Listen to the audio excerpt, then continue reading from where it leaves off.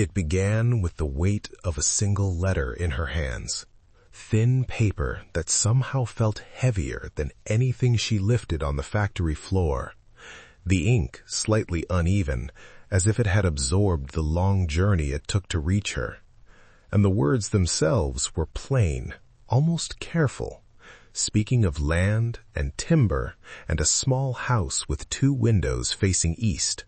Nothing about love, nothing about tenderness, just measurements, directions, assurances that work would be steady and the air would be clean.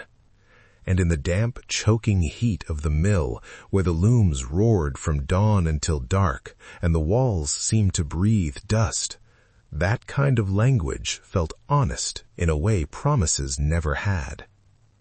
She read it at night in the narrow room she rented by the week, sitting on the edge of the bed with her shoes still on, because taking them off made it harder to stand up again, tracing the man's name with a finger roughened by years of feeding thread into machines that never stopped. And she did not imagine his face or his voice. She imagined space, imagined silence, imagined a day that ended without her ears ringing and her lungs burning. And the thought settled into her slowly, not as hope, but as calculation, the way you decide which pain you can endure longer and which one is finally too much. The decision did not arrive in her heart because her heart was already tired, already worn thin by 16-hour days and the constant watching eyes of overseers who counted every pause, every mistake, every breath taken too slowly. But it arrived in her body, in the deep ache between her shoulders that never fully faded, in the raw skin under her arms that stayed sore no matter how carefully she wrapped it, in the way she sometimes stood still at her machine and forgot, just for a moment, what her hands were supposed to do next. And fear crept in that one day the machines would not wait for her to remember. She told herself this was not running away. It was an exchange, a fair one. Her youth and her labor traded for land and distance and a life where the sky was not cut into strips by brick and smoke. And she was careful not to dress it up as anything else, careful not to call it love or destiny or rescue, because those words had a way of collapsing when you leaned on them too hard. And she had learned to rely only on what could be counted, measured, written down. When she finally folded her reply and slipped it into the post, there was no sense of crossing a threshold, no feeling of leaving one life for another, just the quiet certainty that the terms had been agreed to, that a contract of sorts had been signed, and for the first time in years she allowed herself to believe she was choosing something, that she still had a say in the shape of her own days, unaware that what she had really agreed to was not a future, but an erasure, the kind that happens slowly, so quietly, that no one thinks to mark the moment it begins. The train journey was a week of being steadily erased, a slow sanding down of her identity with every mile of clattering steel on iron track that carried her further away from everything she had ever known. The woman who boarded the train in the crowded, grimy city with its specific smells of coal smoke and river mud and frying fat was already a ghost by the time she stepped onto the wooden platform in a town that was little more than a single dusty street gouged into the immense, indifferent prairie. And he was there. Not the man from the letter, not the careful, steady penmanship and the talk of acreage, but a physical presence, a solid shape standing against the overwhelming and hostile sun. His eyes didn't meet hers, not at first, but they moved over her with a slow, appraising coolness, from the worn soles of her only good shoes to the tightness of her hair pulled back for travel, the way a carpenter might check the grain and quality of a piece of lumber he had ordered sight unseen. He finally nodded, a short, sharp gesture of acceptance, and took her bag from her hand, the transfer of its weight, a final, unspoken transfer of ownership. From the windows of the general store, people watched, their faces blank and unreadable, their gazes lingering just long enough to be felt on the skin. She was no longer a person. She was an event that had arrived on schedule. The new bride, the woman who came from away. A function had arrived on the afternoon train, and her name, the one her mother had so carefully given her, seemed to dissolve in the dry, whipping wind, a useless sound that had no meaning here. She had become a body, a pair of hands, a womb. Her entire past a sealed parcel that no one in this new world had any interest in opening. And the deep silence she had so desperately craved back in the city was different here. It wasn't empty. It was heavy, filled with things unsaid, with a deep and constant watchfulness that felt older and more threatening than the town itself. The wagon ride away from the town was a long and silent lesson in insignificance. The collection of wooden buildings disappearing behind a low rise in the land until there was nothing, absolutely nothing, but an endless ocean of dry grass under a sky so vast and empty it felt like a physical weight pressing down. The house, when it finally broke the horizon, was just a small, dark box, a speck against the immensity, and the two windows she had memorized from the letter looked less like welcoming eyes and more like the vacant sockets of a skull. Inside, the air was thick and still with the smell of unwashed wool, old smoke, and something metallic she couldn't name. There were no curtains, there were no pictures on the walls, no sign that a life was being lived here, only that a body was being sheltered from the wind. The man, her husband, pointed to a single nail hammered into the wall for her coat, then to the stove, and then to the pallet of straw and rough blankets on the floor that would be their bed. These gestures were the only language he seemed to possess, and she understood that words were a currency he did not intend to spend.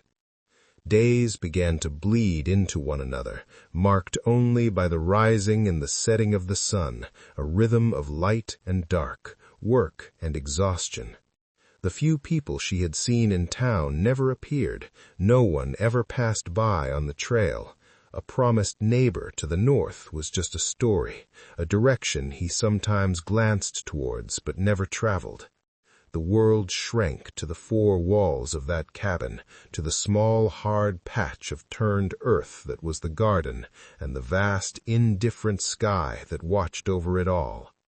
Loneliness was no longer a feeling she had, it was the very architecture of her existence, an institution with invisible walls, and the profound silence was no longer a comfort, it had become a warden. The pretense of a shared life, a partnership, lasted less than a month, and it did not end with a fight or with any sharp words. It simply ended with a quiet and deliberate shift in protocol. The simple act of him handing her a plate of food at the table was replaced by him setting it down and waiting for her to come and retrieve it. The act of sharing a meal at the same time was replaced by him eating first and quickly, while she stood by the stove waiting. Her existence became a sequence of tasks, a long list of duties that were never spoken aloud but were understood with the rigid, unbreakable clarity of a prison timetable. Mending his clothes until her fingers were stiff, hoeing the hard-baked garden, hauling endless buckets of water from the creek until her shoulders burned. Her body was now just a machine set to perform a function. The name he called her, on the rare occasion he needed to call her anything at all, was simply woman. The process was administrative, a slow, cold stripping of self, so gradual and methodical that she could never point to a single moment, a single day, and say, "Here, this is the moment I was lost." The humiliation was woven into the very fabric of the routine, into the way he would pick up a shirt she had mended and examine the stitches too closely, his thumb rubbing the thread, his silence a far louder criticism than any shout could ever be. It was in the way she would find her few personal things, a ribbon she had saved, a small book, moved from where she had left them, a quiet, constant reminder that nothing in this space was truly hers, that she owned nothing, not even the small corner where she slept. There was no epic struggle, there was no dramatic fall from grace, there was just the slow, grinding, day-by-day erosion of a soul, treated with the cold and impassionless efficiency of a well-run bureaucratic procedure. This was not a marriage, she understood that now. It was a term of service, and its unwritten conditions were absolute and without appeal. He never raised his voice, and he rarely raised his hand, because he had discovered much quieter and more effective ways to enforce the silence that he required.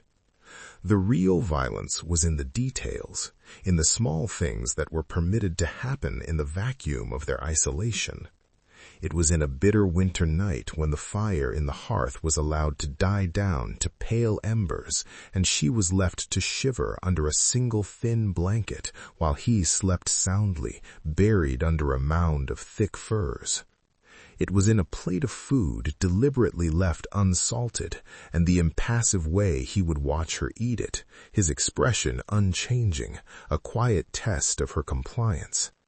It was in the single good dress she owned, the one she arrived in, being found damp and mud-spattered after a storm. Not by accident, because accidents did not seem to happen in his meticulously ordered world. Her body, which had once been appraised for its function, was now a subject of quiet and constant commentary, a tool whose performance was always being evaluated. A small cut on her hand from a dull knife would be examined without a word, a silent but heavy judgment on her carelessness. A cough in the night would be met with an audible, irritated sigh from the darkness. It was a campaign of slow psychological warfare, waged without a single declaration, a methodical dismantling of her spirit that left no visible bruises, no evidence a crime was being committed. It was the unique horror of what one person is allowed to do to another when there are no witnesses, when the landscape itself is a silent accomplice to the cruelty, and the nearest law is 100 miles of dust and wind away. The suffering served no practical purpose, she realized, except to confirm his ownership, to demonstrate day after day that he had absolute power over the world contained within her. The irreversible moment came on a Tuesday in the late fall, and it was not a storm, it was not a gunshot, it was the quiet arrival of the mail carrier, a boy on a tired horse who came only once a season if he came at all. She had been writing a letter in secret for weeks, a single page of carefully chosen neutral words to her sister back east, a desperate signal disguised as a cheerful and mundane update on her new life. She had hidden it under a loose floorboard in the corner, a small dark space she thought was her own. While the boy watered his horse from their trough, the husband walked into the house. She did not see him find the letter, she only saw him emerge a moment later, walking calmly towards the boy. He did not speak to her. He did not even look in her direction. He simply handed the folded page to the mail carrier, along with a small coin for postage. "Post this," he said, his voice even and calm. And then he added, "No need to stop here again. We have everything we need now." The boy nodded, confused but obedient, and soon rode away. It was only then that she understood the full depth of his action. It wasn't just that her desperate message had been intercepted. It was that he had taken her last tiny sliver of hope, her final fragile connection to the world she had known, and had calmly, transactionally erased it from existence. He had not burned the letter. He had not punished her for it. He had mailed it. He had allowed her own cheerful lies to become the final official word on her existence, a seal on her tomb, ensuring that no one would ever come looking for a woman who was, on paper at least, perfectly happy. The path back to who she had been was now gone forever. Years later, a new family bought the claim after the man had died peacefully in his sleep one winter, an event recorded in the town ledger as a quiet passing. They were a young couple with small children, and their laughter was a strange, alien sound in the small cabin that had known only silence for so long. While making repairs to the floor, the new husband pried up a loose board in the corner, thinking to fix a persistent draft that made the room cold. Underneath, in the dark, dusty space, there was nothing but dry earth and spiderwebs, except for a single, small mother-of-pearl button, the kind used on a city dress, its surface worn smooth from being turned over and over again by a nervous thumb. The man stared at it for a moment, a piece of forgotten trash from a previous life, and then he tossed it aside with the rest of the debris from his work. He hammered the board down, tightly this time, his blows echoing in the small space, sealing the darkness. The children's laughter filled the rooms as they played outside, and new crops were soon planted in the small garden patch.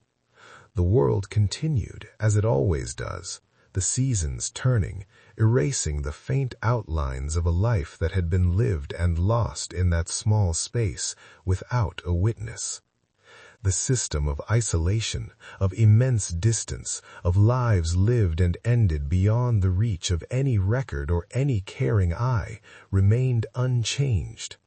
The land kept its secrets, and the cabin held its silence, and no one ever thought to ask about the woman who came before, the one who had lived with the draft. The house was warmer without the draft.